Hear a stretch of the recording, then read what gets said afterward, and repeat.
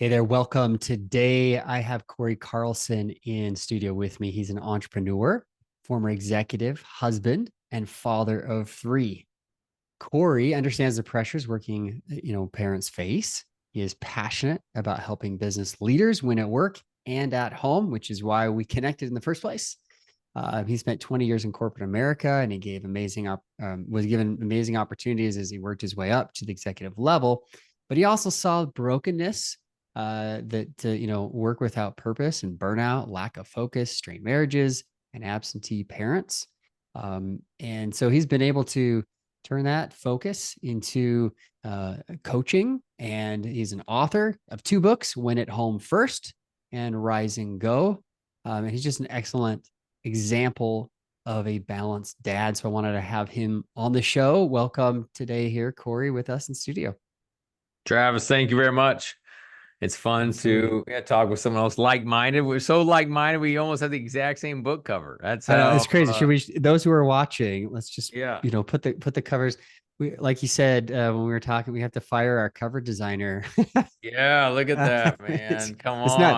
nuts. We do. We're very, very much like-minded. And quite honestly, this is where I noticed Cory is given the same messaging, just different flavor, out there on social media. So tell us, what was it like to leave the corporate structure and get out and start, helping other C-suite level guys and business owners with finding their purpose and winning at home?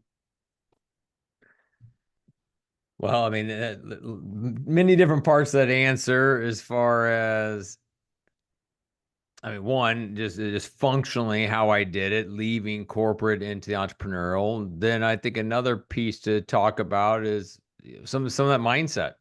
First part I would say is just how I made the transition, just for that listener who is thinking, hey, I'm in corporate and I want to go coach. I'm in corporate and I want to go be a speaker or whatever the transition is. I definitely know it's, kind of trendy for everyone wanting to leave corporate. One, because it's kind of trendy right now, but also just there's new tools available and you can work from home and you can have online platforms and do Zoom and it's pretty cool. But what I did, Travis, is I stair stepped into it and didn't just go cold turkey. We're blessed where we've chosen my wife stays at home with the kids and so I'm the provider. So I couldn't just leave a high paying job. I was president of sales for a national contractor. I couldn't just quit that job, making six figures and then go start coaching and start at zero. I didn't have this monster awesome nest egg that I could just pull from for as long as coaching took. And so for that listener who's thinking, oh, okay, I'll stair step into it maybe. Well, that could be a value add because I definitely know there's sometimes we looked at social media. It seems like people are just quitting a big job one day and starting coaching or whatever that is the next day. That was not my case. So when I was president of sales, I knew I wanted to get into coaching. I just didn't have the guts. I got certified to be a coach. I had some clients on the side, but just the thought of leaving predictable income, insurance, who's going to, corporate does a great job of making you think you can't get insurance anywhere else. So I was like, oh, we're not leaving. And then there's some identity tied to it where I was president of sales. It's a big title. I made good amount of money. So identity in what I made. So as I'm trying to wrestle through how do I go do coaching and not having the guts, well, the decision was made for me. Even though I tell people to be bold and courageous, I ended up getting fired. We were owned by private equity. After we were unsuccessful going to market to be sold, our ownership wanted to make some changes, and I was one of the executives to get terminated. So, Travis, I get Gotcha. terminated. I have a 4 month severance package. I call my wife. I said, babe, I got good news, bad news. Bad news is I just got fired. The good news is I have a 4 month severance package. Can I try coaching? And she's like, yeah, you got 4 months. Try it out. But in that 4 months, I went and hustled and I got coaching up to about 50%. not of what I used to make, but at least this number 50%. I'm like, if I could go find something else of 50%, I'm going to give it a run. And thanks to God's provision, I was able to make that happen. I got to 50%, and it just so happened my coach, who lived in South Carolina, coached another guy in Cincinnati, which is where I live, and says, you two need to meet. Maybe there's something you can work on together. And sure enough, that's where the other 50% came. He owned a manufacturing company, and I helped with sales and marketing. So I went into coaching at this 50-50 level. Then over the course of about a year, I went down to 75-25 and then to 90-10. And then we jumped all into coaching and speaking on March 1st, 2020, which is a whole nother story because Yeah. my timing was not ideal to go all in. Yeah. 2020, everybody has a story, and I'm with you. I know we've shared this a little bit off air on some of those things, and but what I really want to dig into a little bit more is, you're this idea had crossed your mind, the perfect opportunity hadn't presented itself, and then the opportunity was in your lap. You're like, I've got to make this work. I've got to make this happen.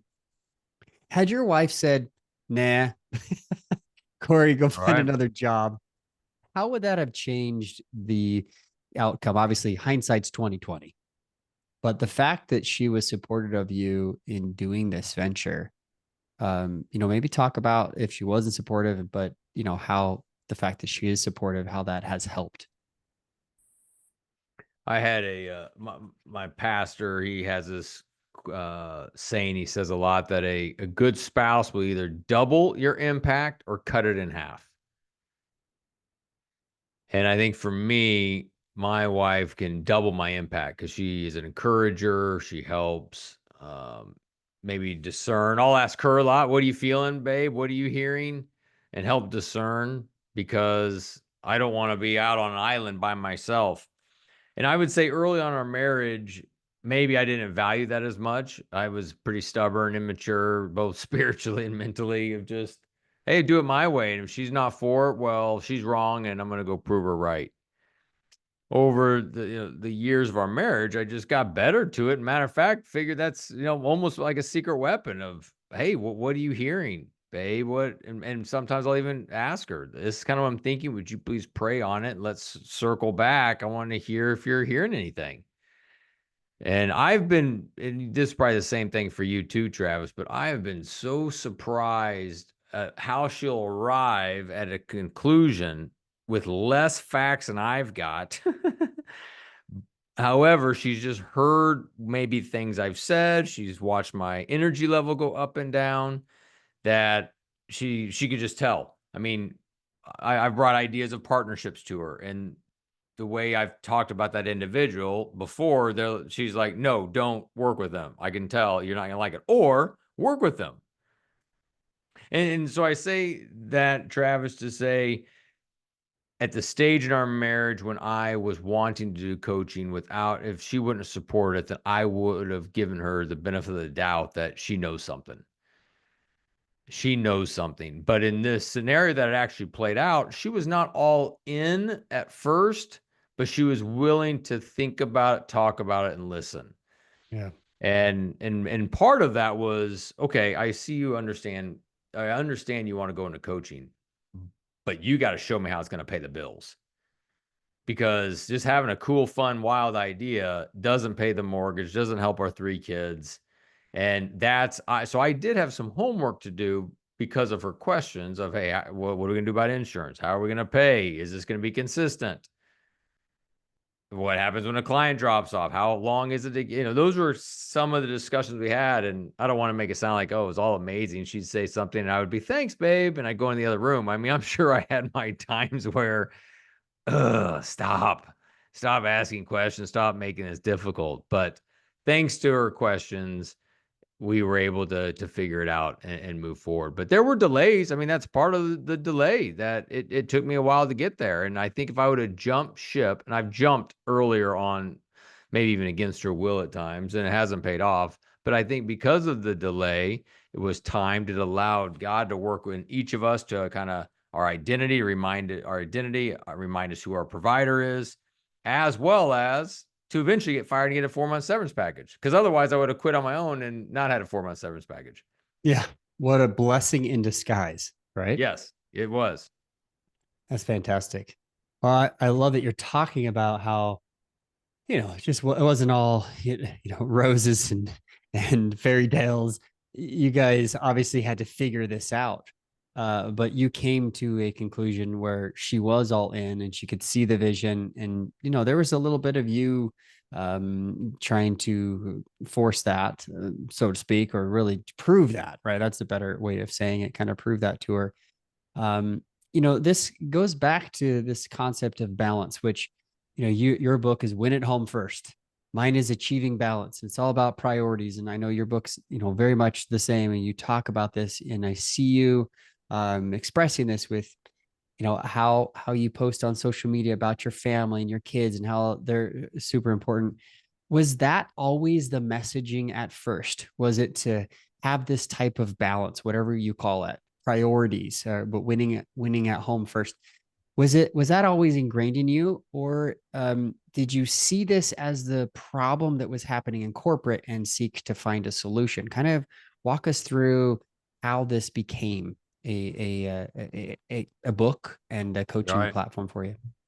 Yeah, I grew up in a family that was very strong. I mean, I was blessed, so I'm not out there trying to fix something that I didn't have growing up. I had a very engaged mom and dad, and matter of fact, I just got back from this weekend going to Florida to see my parents, and so definitely grew up in a awesome family. But then two things happened, Travis. One was in my 20s, I drifted because I was even though I grew up in a fantastic home, it was about I need to go achievement. Like, let's go. And so I got the civil engineering degree. I went and got a job and kept pushing my management, my leadership to give me more growth opportunities, more. And then when that wasn't to my liking, I went and got my MBA. And then I did some side hustles. I remember different MLMs that I was a part of that I would, go, look to sell, and then got involved in real estate. It was always just like go, go, go. And none of those things by themselves are bad. But for me, it was just like, if I get this next thing, it'll be great. If I have achieved this success by 25, by 30, then I've arrived, or whatever it was. But I definitely was part of the problem was me trying to just grow super fast, try anything and everything, let's go.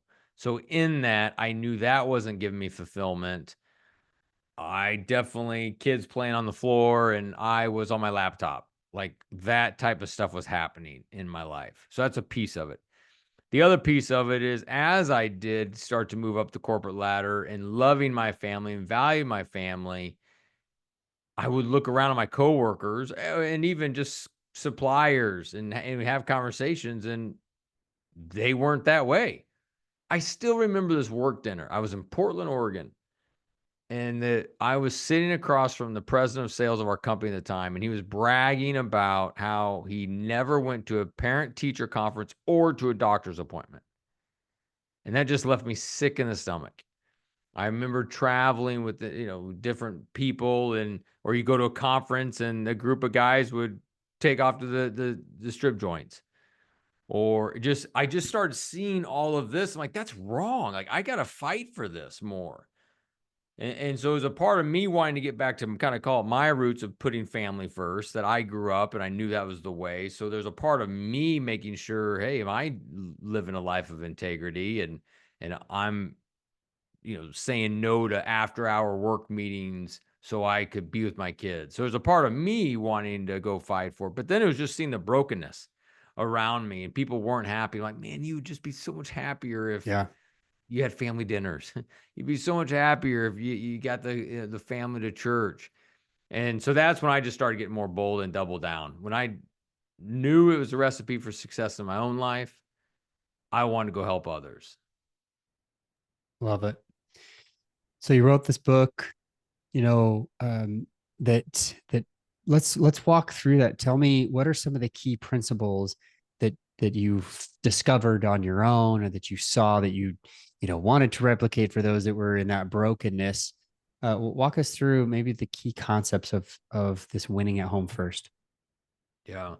I know there's so many similarities between our two books. So it's a little bit of like we're talking in the echo chamber to each Which other. I love, which I love. Yeah. Truth is truth, and I'm Uh-huh. glad that it's supported.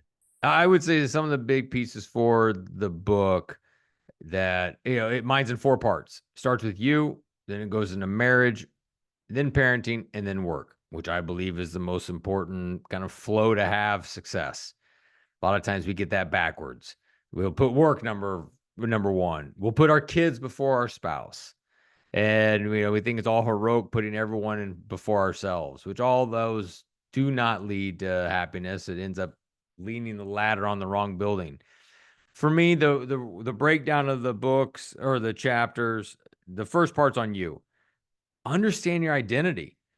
That is not into temporary things. It is into permanent, that you are a beloved son or daughter of God, and knowing that you work from a place of approval as opposed to for approval. So most of what I explained was I was always looking for approval in others. If I get this MBA, everyone's going to think I'm awesome. If I, climb this ladder faster than my coworkers, and people are going to think I'm awesome. I was always operating from this deficit, looking for approval. So when I started understanding my identity, it's already approved, and I'm working from that position. That helped. Understanding a framework that's in the book that my coach taught me. It's called the 5 capitals, where if we get these capitals in the right order, it's a life to the full. And there's other versions of this, like there's 5 F's and there's other things. But for 5 capitals, it's number 1, spiritual. Your relationship with God. How are you creating space for more spiritual capital? The second currency is relational capital, dating your spouse, being intentional with your kids. Third is physical, time and energy. Number 4 is intellectual. 5 is financial. So that's the first part of the book is on you. Understand identity, understanding priorities, setting boundaries. The second part's about marriage. And the big thing that I will talk a lot about with clients, Travis, is, hey, are you dating your spouse? We all dated our spouse when they were our girlfriend. Then you get married and you start blaming on work and being tired and kids. That's right. And for Holly and I, we make it a priority, 2 times a month to go out on a date, and anything else is a benefit. Because if we don't go on a date, we will become roommates. Yeah. Two ships passing in the night, as they say, right? Yeah, absolutely. Yeah. This. I mean, like you said, our books are so similar. The first part of My Achieving Balance is all about identity and priorities, and Yep. then it's time management and how do you manage it. But then third part is like, how do you involve your spouse? How can you continually do this? So I've met a lot of people out there who talk a good game about identity and priorities, but they're all trying to do it on their own, or they preach like it's discipline. And I'm all about supportive and accountability and systems within you and your own spouse. So you're actually the first one that I've talked to in a podcast form that has brought the spouse in there. So you get it, like you get it on such a similar level. As we're talking about spouse, we brought this up earlier about how important she's for the business. How important is it the two of you, and I'm talking about you and your own spouse, how important is it that you guys are helping each other to achieve goals in life together? Talk to me about that.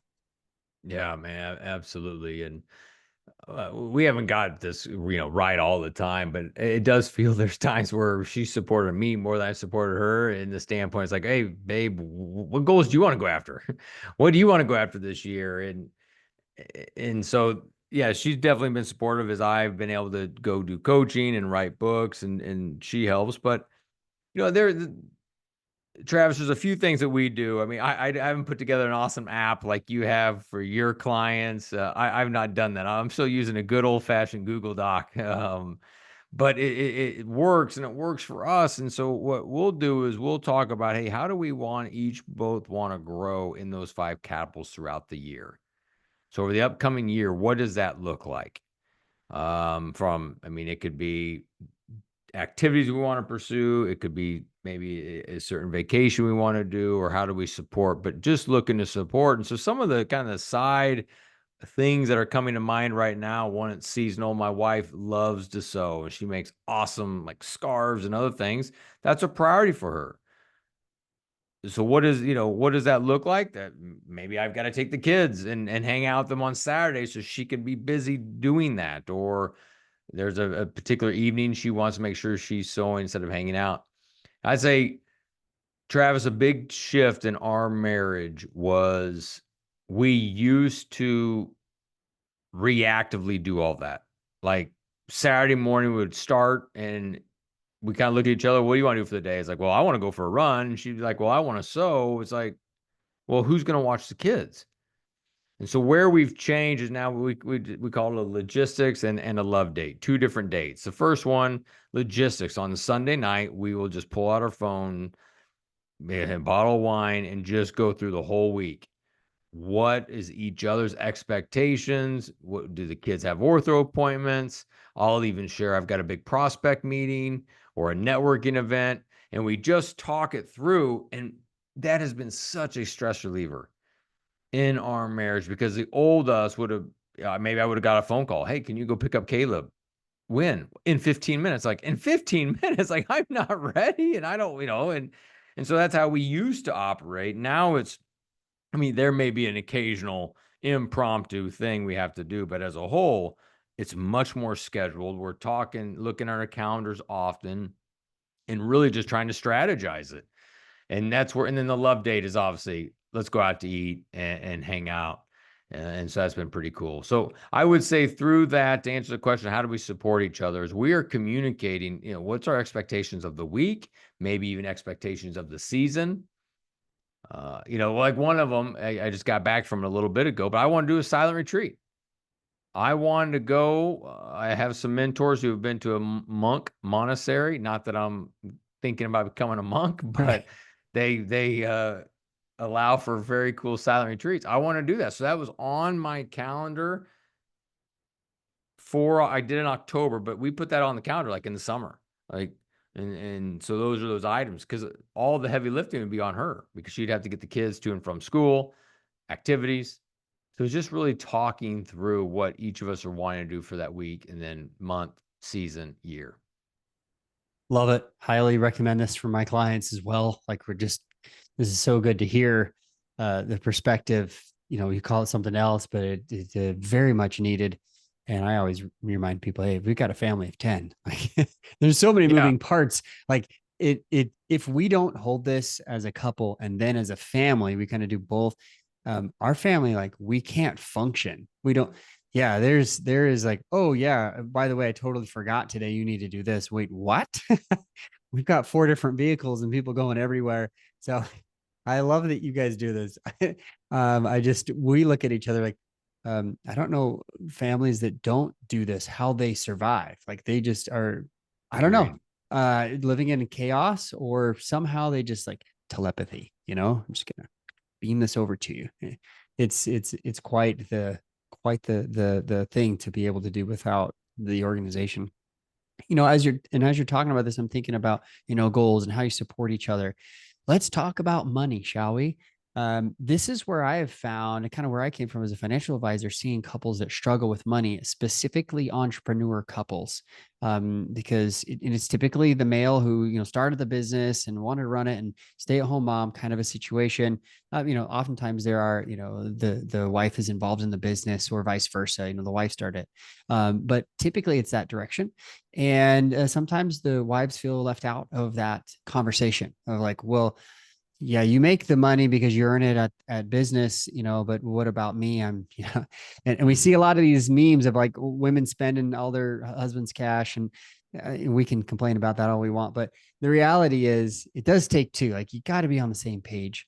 So I'm curious, as you have been able to grow this business doing, coaching and speaking, and sometimes you're traveling and you're growing, the business way you think you should. How are you involving your spouse either in the business or in the family finances, or both? What are you guys doing to make sure that you guys are on the same team? Yeah. One advantage or maybe disadvantage, but no, it's an advantage I have is Holly does our accounting. So she's an accountant by degree, and therefore she is doing everything on QuickBooks. And there, the for the business as well as for her family. So she is in it. She's not oblivious at all to what's going on. And so she definitely knows, but that's also working in arrears. She's doing last month's books. So what I try to do is inform her of what's coming down the pike. What's the forecast for these next 30 days? And at the beginning of the month, I'll just give her an idea of, hey, I think this is what this month looks like, just so she knows whether, if it's going to be a lighter month because of less speaking engagements, then maybe that causes spending to be a little less. Maybe it's one less Amazon shipment we get. And then same thing, if it's going to be a good month, I mean, we don't want to go buck wild and go crazy, but there is communication. So she is involved with the accounting. Therefore she's pays attention to everything in the arrears, which is great. And then I try to help with the forecasting to let her know what's coming, just so she has some visibility to it. That's a piece of it. The other is, when we first got married, we had wealth manager. We were very involved, and then because of my pursuit of real estate pretty aggressively, it led to almost had a filing bankruptcy. We had foreclosures, we had short sales. It was a disaster. Well, coming out of that, Travis, there was such embarrassment by both of us that we didn't even really want to ever go talk to a wealth manager. And I remember very good friend of mine who is our wealth manager, but he made this comment about it's kind of like being overweight. If you're overweight and you're overweight and you go to the doctor, he says you're overweight, that's okay. Now you're going to come up with a plan to lose the weight. And that example is helpful to Holly and I, because after we heard that, it's like, hey, we're not in a great financial situation. We're going to go tell a wealth manager what's going on. He's going to say, you're not in a great financial situation, but let's get it improved and better. And so we did get a wealth manager who's involved in our life. And matter of fact, it's about time to reschedule our update meeting with them. But that was helpful. So those are just some of the items that have helped Holly and I. And I wish we would have got a wealth manager sooner during that long gap we had. But it is Well, what it and is. I love that, I had no idea your wife was an accountant by trade or schooling. Obviously, most accountants get a bachelor's degree and some go on to get a master's. So was she doing that before? Was she doing that as work? Yeah. Okay. And bachelor's and master's in accounting, then worked for one of the big five, or Okay. maybe the Yeah. big four now. Yeah. Pretty typical, right? And then that's fantastic that she can work in the business. That said, I mean, couples they can do this even if you don't have an accounting degree. You can still sit down and you can say, "Hey, honey, this is what the month is going to look like for the business.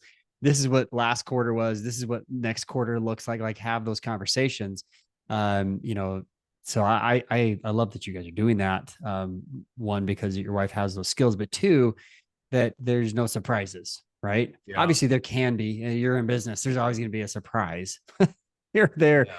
but you're doing the best you can to keep each other knowledgeable about what's Mhm. going on. And we But kind of have a for sure, light agenda when yeah, it's at the end of every month. She'll print out the reports for us to look at, and we'll sit and we may look at them by ourselves for a little bit, but then we'll get together. And when we get together, Travis, how this looks is, and we didn't do this, we haven't always done it this way, but we have here in the last few years. We'll get together, and then I'll just say a prayer. nice. And for both of us, right there, out loud. One, I think it calms us both down. Hopefully, it Yes, lowers our guards. And that's really what the prayer is about: is that Lord give us wisdom to see where we spending, yeah, in errors. Also, that there's no judgment, and we're both open minded of how to help and make this better. So we'll yeah, start with a prayer. Second is we kind of look for wins. Like, what's some cool progress we've made? And so it gets us feeling and thinking and speaking momentum. yeah. And so we'll talk about that. And then the third part is what are areas that each of us individually can improve? the old us, we would have done this. It would have been like, well, you're, finger pointing, you're shopping too much. But now it's thinking, hey, well, what can I get rid of, or what can I cut back on? And that opens up some cool opportunities. And then usually we list out the actions each of us are going to take, and then we'll close out in a prayer. And it's worked pretty darn well. This underscores a big point that I talk about in my book, Marry and Grow Rich, about how money is a stewardship, right? So if money is Mm-hmm. a stewardship and we're not involving God, or we're not trying to listen to what he wants us to do with that, we're really not involving him. So the fact that you begin and end with a prayer, love it. When we do that as a couple, it does calm us down. It does allow us to Yeah. think about what's really important and keep those priorities in order. I love that. This has been a great opportunity to interview you today, Cory. It's been awesome to learn about what you're doing, because you're walking the walk while you're talking the talk. And I love having, others out there who are spreading the message of balance and priorities, and working with your spouse out there. If people want to connect with you, what's the best way? How do they get out and find your books or connect with you on your website? Yeah. Well, speaking of books, website, what love to do, Travis, is if they want to pay shipping and handling, I'll send them a free book. So it's just my website is corymcarlson.com/free book. Type that in and you'll pay shipping and handling, give your address, and then we'll drop in a book. I've written the two books I've published. First one's Win Home First, which we talked about. The second one's called Rise and Go. And it's this idea that all leaders get knocked down, whether it's a big or small setback. We've all get knocked down, but the great leaders get back up quicker.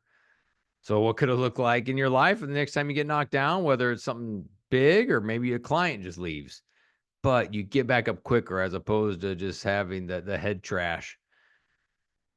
And anyways, either one of those Nice. books, love to send them to your listeners as a thank you for making it this far in the podcast Yeah. and listening to me talk and your great questions. So thank you. No, I think it's awesome. I want that second book from you. I'm gonna have to do the same thing. So guys, go grab that book. Connect with Cory. He's very prominent on LinkedIn. We'll have those links here below on the podcast. Thanks for listening. Thank you for being here. Any last things you want to mention, or just kind of a summary point if you want to reiterate that before we go, Cory? Two things. Thank you for what you do. Just this your next book coming out, Marry and Grow Rich. I think it's just going to be helpful to so many couples, and I know Holly and I will be reading it.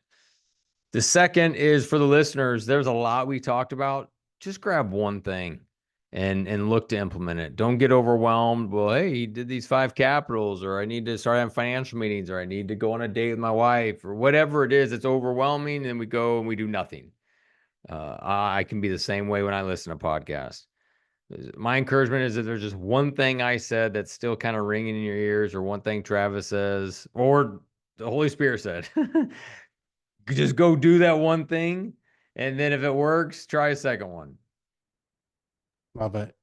Thanks for being here, and thank you. You and I both know we could talk and geek out on this literally for hours. We tried, listeners, full disclosure, we tried to schedule this, and we spent so much time talking about all the things we have in common and geeking out on this. I really held back as much as I could, and sorry if I talked too much on this, but Cory, I love it. I love that there are other great Yeah. dads out there who are helping other dads and moms to be, they're present with their family, with each other as solid partners, and with God. And so I love what you do. Support you full, brother. Thank you for being here on the podcast very much. Yeah, that was awesome. That's right. This was our second podcast recording because the first one didn't work because we never hit record. We just kept hanging out. We just That's kept right. talking and we talked. It was so good. I love it. But thank you Cool. again, and appreciate everybody for listening. And we'll talk soon. See you on the next one. Awesome.